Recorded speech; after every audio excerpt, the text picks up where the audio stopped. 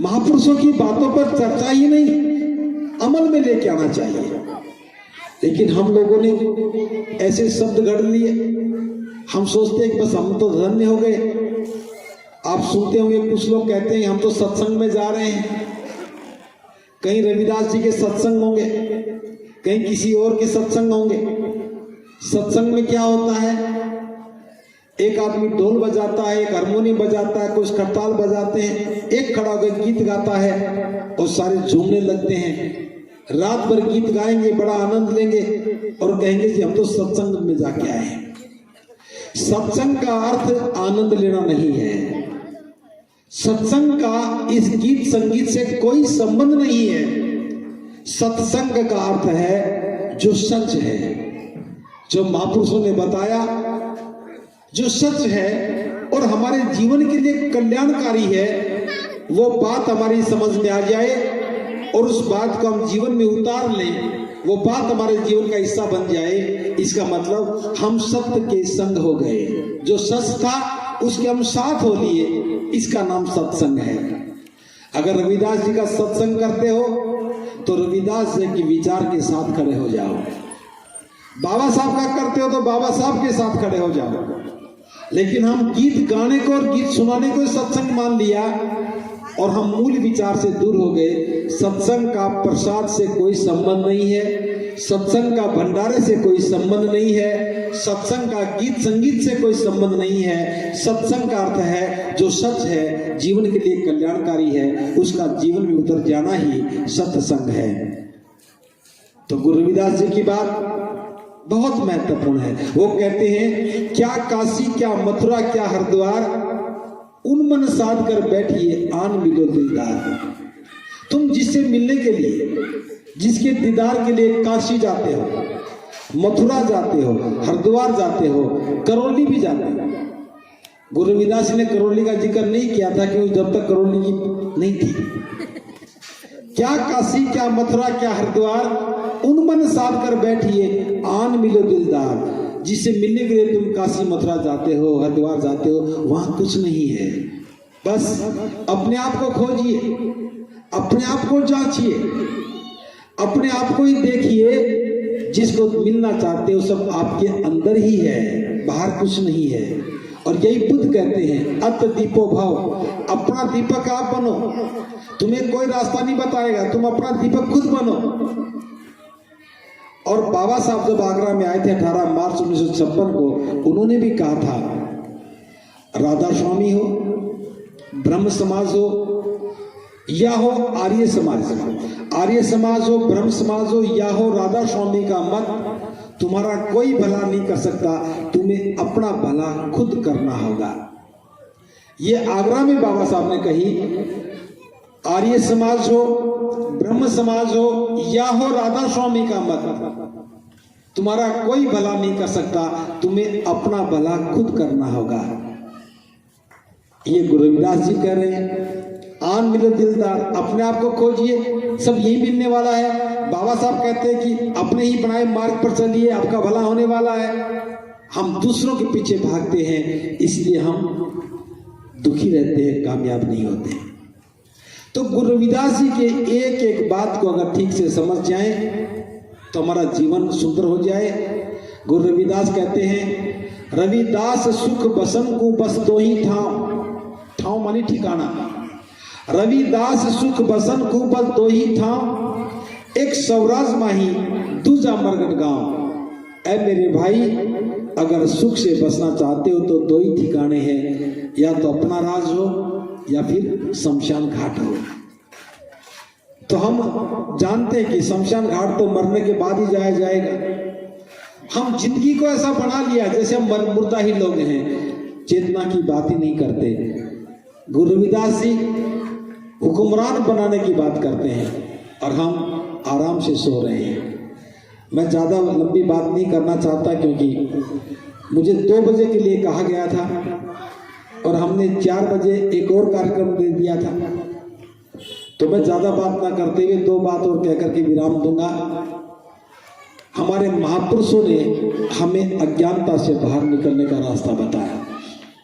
गुरु रविदास जी कहते हैं, जहां अंधविश्वास है तहां सत्य परख नाही, रविदास सत्य सो ही जान ही, जो अनुभव हो मन माही। जहां अंधविश्वास है वहां सत्य की परख नहीं हो सकती। सत्य सो ही जान ही, सत्य उसे जानिए जो अनुभव की कसौटी पर खरा उतर जाए। लेकिन हम लोग जिंदगी भर अंधविश्वास में पड़े रहते हैं। कितनी देवियां धोखा लगाते हैं, कितने मंदिर में जाते हैं, कितने यात्राओं पे जाते हैं, हासिल कुछ नहीं होने वाला। जहां अंधविश्वास है वहां सत्य की परख नहीं हो सकती। जो भी करना हो उसे कसौटी पर कसो और फिर उसे मानो। यही बुद्ध ने कहा, चाहे शास्त्रों में लिखी हो, चाहे गुरुओं ने कही हो, चाहे बड़े बड़े सन्यासियों ने बात कही हो, किसी बात को जब तक सच न मानो, जब तक कि वो तर्क की कसौटी पर, ज्ञान की कसौटी पर खरी ना उतर जाए।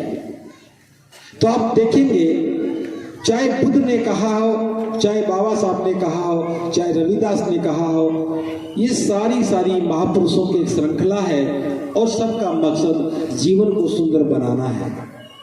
मैं भी आपसे यही कहना चाहूँगा, महापुरुषों को थोड़ा गौर से देखिए, उन पर चर्चा कीजिए, उनके ज्ञान को समझने की कोशिश कीजिए और जितना समझ में आ जाए उतना अमल में उतारिए।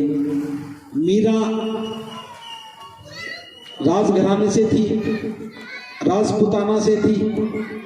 रविदास जी की बात समझ में आई, सारी बेड़ियां तोड़ करके बाहर निकली और गुरु रविदास जी को गुरु स्वीकार किया, शिष्य बन गई।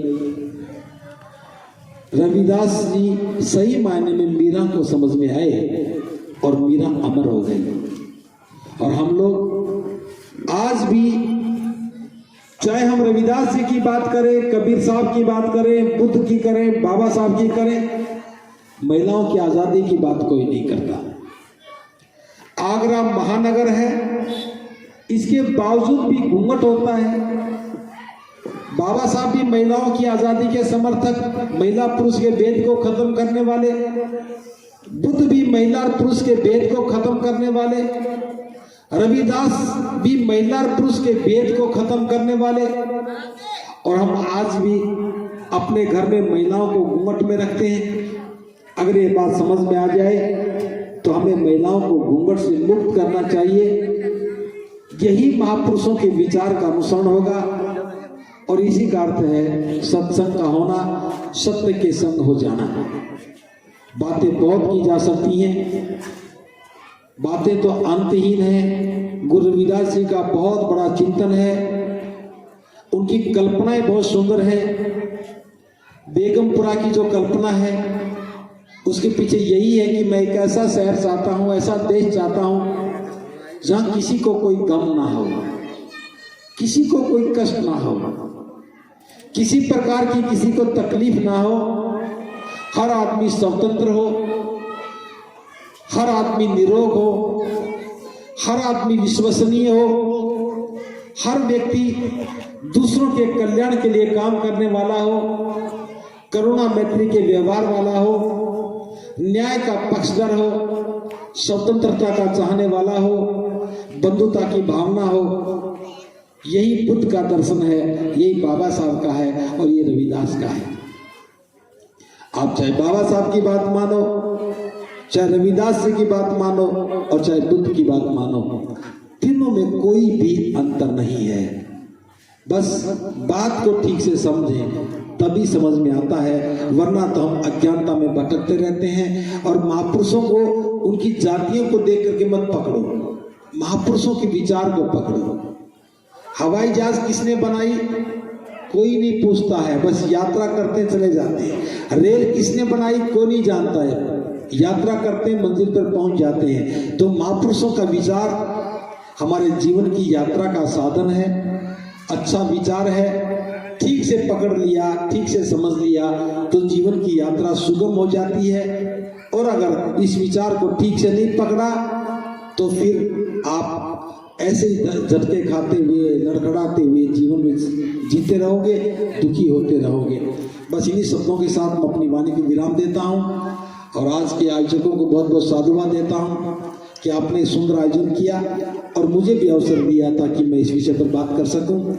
आप सबके लिए बहुत बहुत साधुवाद, मंगल कामनाएं। एक बार पुनः गुरु रविदास जी के जन्मोत्सव पर हार्दिक मंगल कामनाएं। सबका भला हो।